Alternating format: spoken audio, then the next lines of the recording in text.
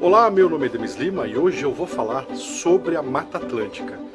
Há 2 semanas eu gravei uma sequência de vídeos onde eu falei sobre uma floresta onde foi feito um manejo para enriquecimento com espécies brasileiras. Este vídeo acabou rendendo várias perguntas e eu vou tentar responder algumas aqui.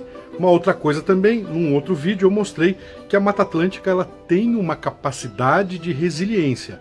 Então eu vou aprofundar essa questão entendendo como que a Mata Atlântica foi sendo trabalhada pelo ser humano, pensando nos últimos 500 anos, e os impactos que isso teve sobre este delicado, intrincado e complexo ecossistema.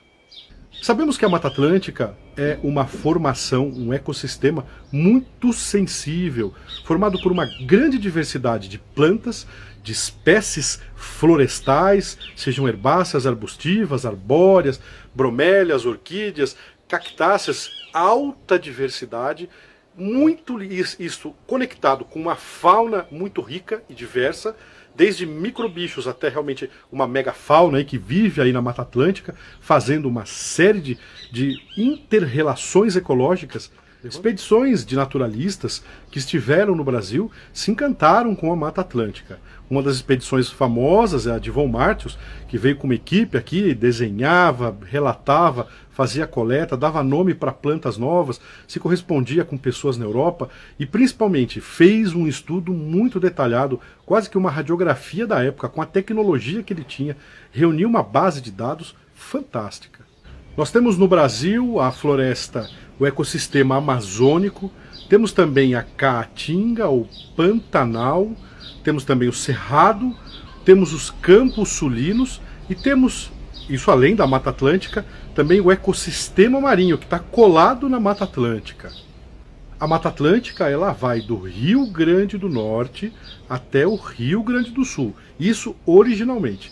Por causa dos impactos, muito dessa Mata Atlântica foi se perdendo. Dentro do que tinha e do que sobrou, a gente sabe aí que sobrou menos de 7%. Claro que se eu fizer aí uns cálculos escabrosos, eu posso chegar a 10%. Índices que às vezes o governo brasileiro usa para dizer que preservou a Mata Atlântica. A história da Mata Atlântica ela também está muito ligada aos processos aqui brasileiros, da Mata Atlântica brasileira, está muito ligada a esses processos e ciclos econômicos. Se você lembrar, na escola lá, a professora falava do ciclo da cana, o ciclo do café, o ciclo das bandeiras, os bandeirantes, seguindo as trilhas indígenas que foram chegando aí para diferentes lugares do Brasil e criando, sim, ciclos. Inclusive criando as novas cidades que foram pontuando e os próprios ciclos econômicos, inclusive em busca de ouro, fazendo mineração, e tudo isso vai se desenvolvendo e ganhando um vulto ao longo desses 500 anos. Mesmo com toda a pressão sobre a região sudeste, nós conseguimos aqui no estado de São Paulo, junto com o Paraná e junto com Santa Catarina, ter aí uma das maiores áreas contínuas de Mata Atlântica. Isso não é café pequeno. Não é uma floresta isolada aqui, uma ilha lá no meio do canavial, no meio do trigo, no meio da soja. Então nós tivemos aí um desenvolvimento que acabou travando ali, mas não travou só porque o estado de São Paulo é bonzinho, porque Santa Catarina ou porque o Paraná gostam da Mata Atlântica. Gosta sim, mas é porque a própria declividade não permitiu que se produzisse grandes coisas ali. Claro que o sonho de todo empreendedor ligado ao setor do eucalipto, ou mesmo do pinus, ou até do plantio de madeiras nobres, madeiras para você tirar realmente a madeira boa, é realmente plantar nessas áreas de morros. Por que não? E existem morros que foram tão pelados, tão transformados, que em visitas de campo, o que eu percebi é que muitas vezes eles colocavam 3, 4 cabecinhas de boi ali, só para dizer que a área é produtiva, mas as florestas que estavam ali não existem mais. Onde ontem era Mata Atlântica, hoje é cidade, é centro urbano. O que não é centro urbano está na zona rural. A zona rural, em grande parte, se transformou pela ação humana através das queimadas, do corte seletivo, virou pastagem. Na sequência, o que não virou pastagem, alguém achou um uso econômico, pensou e plantou, de repente, aí a própria madeira estrangeira, para se tirar madeira futura, então um reflorestamento com exóticas, com árvores exóticas. Também a própria produção aí do milho, do trigo, da soja, entre outras monoculturas, em grande parte para utilização interna como para exportação. Um exemplo disso também está na própria criação de pastagens para o gado. Este gado, uma parte sim é para ficar aqui no Brasil, ou seja, para virar carne para o brasileiro se alimentar, mas grande parte, assim como acontece com a soja, com o milho, é para exportação. De países que nem sempre estão lá muito preocupados com a questão ambiental, que estão em grande parte preocupados em ter aí o subproduto vindo realmente de um país produtor de commodities. E se a questão ambiental for levada em conta ou não, isso não é problema, eles não estão muito preocupados com isso, porque o foco é ter a produção sendo escoada, alimentando essas nações, e se tiver algum custo socioambiental, eles não estão lá muito afim de pagar a conta. E nós temos motivos para nos preocupar com a Mata Atlântica, porque o IBGE fez aí uma análise de dados e na sequência a NASA, junto com a Embrapa, a NASA, chegaram a algumas conclusões de que o Brasil ainda tem muita área para ser plantada. E isso soou como um colírio para os ouvidos dos desejosos de ajudar no desenvolvimento do país, plantando muito mais soja, plantando muito mais cana, plantando muito mais lentilha para alimentar e muito mais boi também, para alimentar aí países para os quais eles exportam uma grande quantidade de produtos, como eu já disse, commodities, que vão alimentar os países aí que estão querendo comprar. Então, se tem quem compra, tem quem vende. Nós temos bilhões de pessoas hoje que dependem do que é produzido no Brasil, e não só na Mata Atlântica. Existe uma forte tendência e um discurso aí de que a floresta não serve para nada, que ela atrapalha o desenvolvimento. E mais ainda, que essa história de licenciamento ambiental é uma bobagem, é uma perda de tempo. Então, vamos deixar que o agricultor, que o produtor faça o que ele quiser com o que tem de floresta. E aí, pode-se dizer que desses 7% que ainda sobraram, é capaz de desaparecer.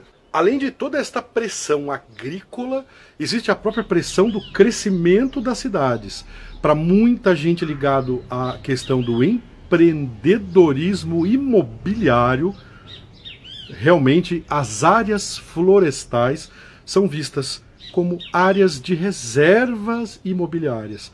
Então, o sonho é realmente poder picotar a Mata Atlântica e vendê-la em pacotinhos na forma de sítios e chácaras. Então, deixa de ser áreas de fazenda para se transformar em sítios e chácaras. E, na medida do possível, essa região que é sítio e chácara ser fracionadas, se puder, em pequenos bairros ou condomínios, para que realmente eles possam gerar aí o desenvolvimento econômico da região. Afinal, uma floresta nem sempre vai dar o retorno financeiro que fazer um condomínio, e se for ainda de alto padrão, que poderia dar. Então, a ideia é sempre picar a Mata Atlântica e transformá-la em pacotinhos bem vendáveis e seguros, com seus muros, com toda a sua proteção, para que as pessoas possam viver no seu pequeno paraíso.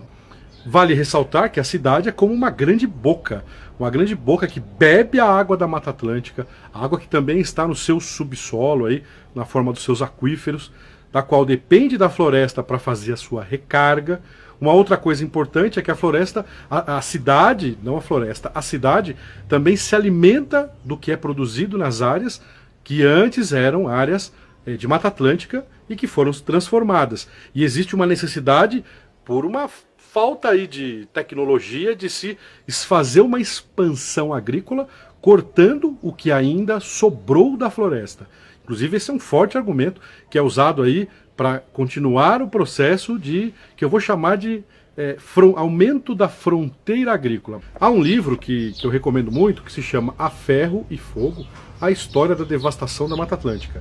O autor é o Warren Dean, a editora é a Companhia das Letras. Esse livro ele traça o panorama sobre a Mata Atlântica desde antes dos europeus chegarem aqui, ou seja, anteriormente com os povos indígenas, com as várias nações que vieram colonizando aqui a Mata Atlântica, faz um traçado pelo processo de colonização, o processo de devastação Sim, houve devastação, houve corte a dar com pau e o próprio processo de desenvolvimento aí das cidades. O livro é muito rico e ele começa com um provérbio usado na época, um velho provérbio brasileiro: quem vier depois que se arranje. Tempos onde licenciamento ambiental é bobagem, que aquecimento global é coisa de alguém que tem minhoca na cabeça. Nós estamos fazendo com a Amazônia a mesma coisa que fizemos com a Mata Atlântica, mas numa velocidade recorde. O que nós fizemos em 500 anos para transformar uma floresta de alta diversidade, um contínuo, em pequenos fragmentos totalmente desconectados em grande parte, nós estamos fazendo o mesmo procedimento, o mesmo processo de corte, depois queimada, pastagem, soja, milho e assim vai, as commodities. Estamos fazendo a mesma coisa, só que numa velocidade recorde. Nós ainda não sabemos o que isso pode causar em termos de clima, uma vez que a floresta produz nuvem, nuvem produz chuva, e floresta é também para recarga de aquíferos, e nem sabemos o que pode acontecer com quem vive em volta, ou mesmo com aquela região. Porque se o clima ou o microclima do local mudar, tudo entra num processo de efeito dominó.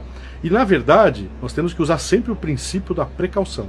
Se eu não sei o que pode causar, é melhor não fazer.